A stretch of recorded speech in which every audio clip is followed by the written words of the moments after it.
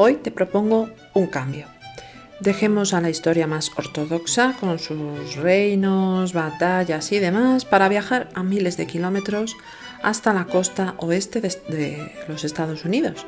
En concreto, nos trasladamos a la cálida California, la cual, por cierto, hace muchos años fue española, aunque ya te hablaré de ello en otra ocasión. Como te decía, vamos hasta California, cuna de una de las industrias que más dinero y fama mueven. Pongamos la atención en los estudios de cine y promotores que pusieron imágenes en movimiento sobre ideas o historias de lo más variadas. Esto fue dentro de una localidad muy cercana a Los Ángeles, desde donde hace algo más de 100 años miles de historias han sido, por tanto, contadas al gran público a través de películas. Como ya has podido imaginar, hoy vamos a hablar de Hollywood y cómo este lugar tan remoto y lejano pasó de ser un terreno agrícola, sin más, al epicentro del cine que es hoy. Pongámonos nuestras mejores galas como si fuéramos estrellas de cine, ya que la alfombra roja nos espera para ir mostrándonos el nacimiento y la evolución de una de las artes favoritas de muchos, entre los cuales me incluyo, el famoso séptimo arte.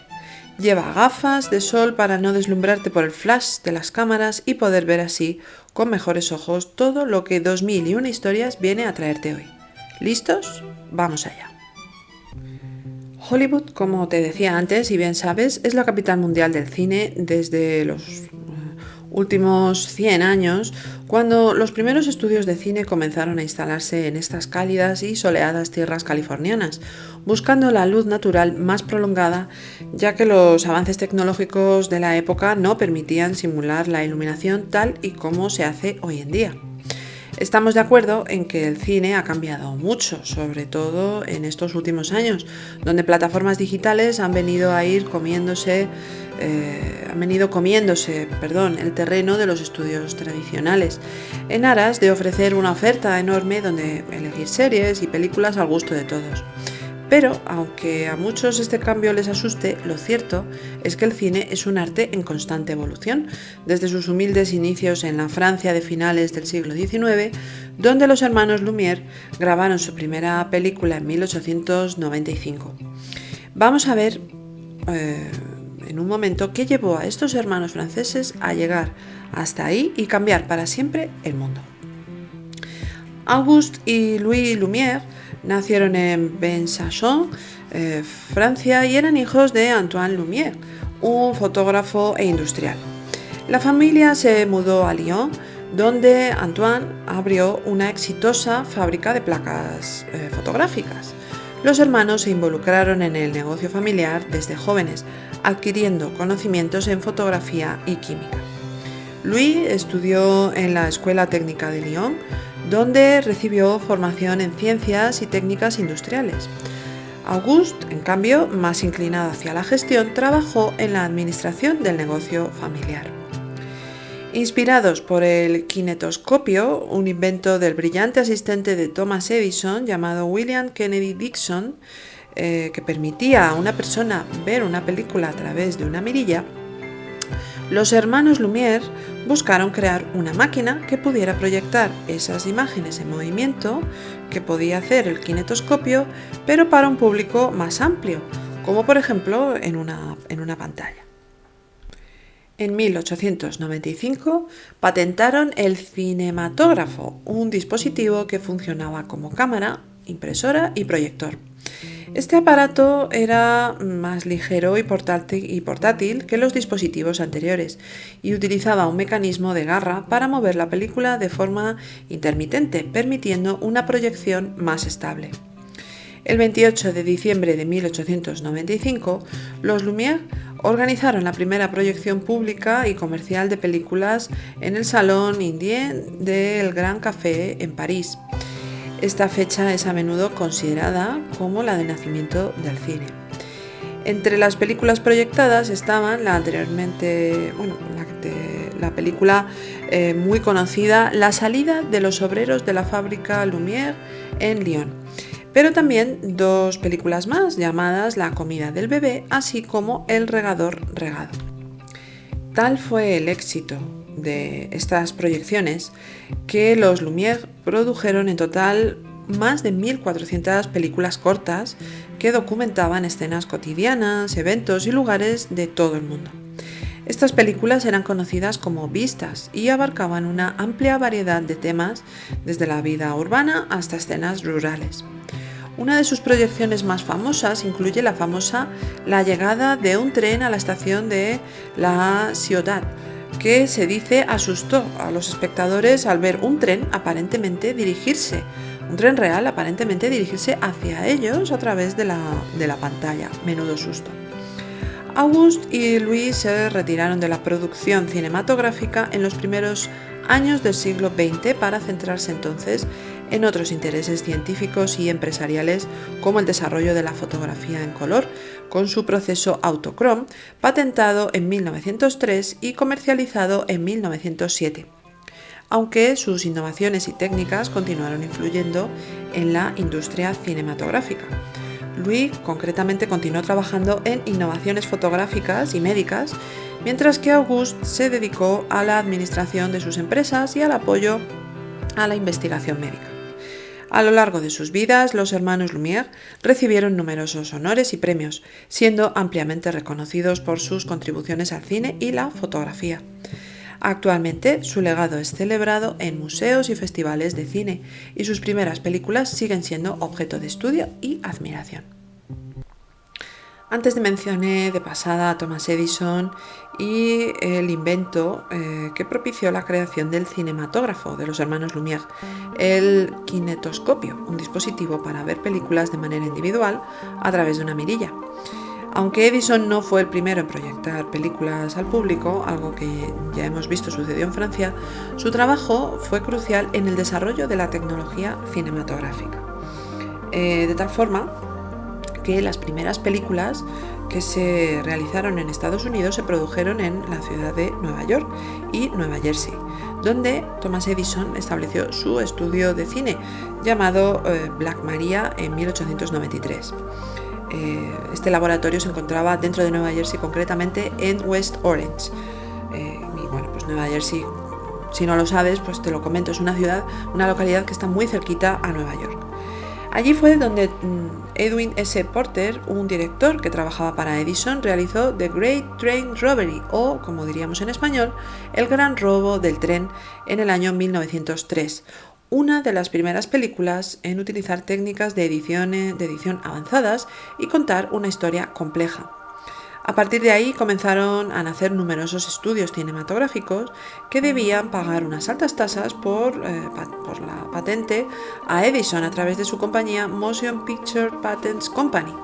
Fue entonces cuando varios estudios pensaron en alejarse todo lo posible de la costa este norteamericana para buscar un lugar donde poder rodar todo el año y evitar los cuantiosos costes de las patentes. Y para ello se pensó en el estado de California, que ofrecía un clima soleado constante que era ideal para filmar películas durante todo el año, además de que en el sur de California se ofrecía una variedad de paisajes naturales que podían simular diferentes ubicaciones geográficas ideales para las historias de las películas que querían desarrollar. En 1910, la Biograph Company envió a D.W. Griffith a la costa oeste para filmar durante el invierno y rodaron en Old California, en Hollywood, la vieja California.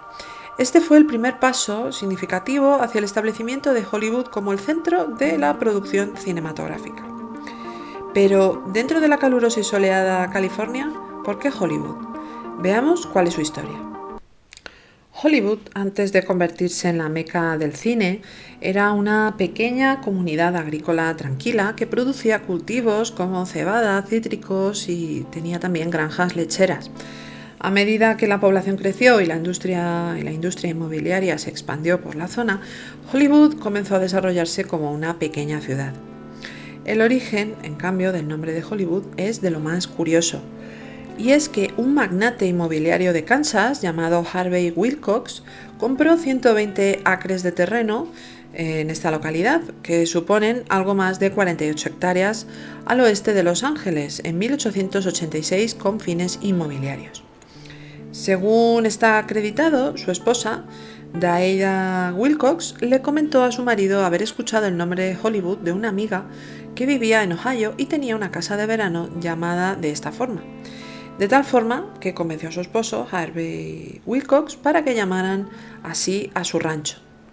En 1887, Harvey Wilcox registró el nombre Hollywood en la oficina de registro del condado de Los Ángeles y subdividió su terreno en parcelas para el desarrollo de una comunidad. Pero como antes te decía, en los primeros años del siglo XX, varios estudios cinematográficos comenzaron a instalarse en las parcelas de Hollywood y comenzaron a construir los primeros estudios de filmación de películas de cine mudo. El primero de todos, en 1911, y por tanto el estudio de producción cinematográfica más antiguo de Hollywood, fue Nestor Studios. Este estudio fue seguido por Selig Polyscope Company y ya en 1912 Universal Studios, que se convirtió en uno de los primeros grandes estudios en establecerse en la prometedora tierra hollywoodiense. Tras Universal, Paramount Pictures se asentó ese mismo año, 1912, también allí, en Hollywood. Paramount destacó por producir grandes éxitos taquilleros y por tener contratos millonarios con estrellas de la época.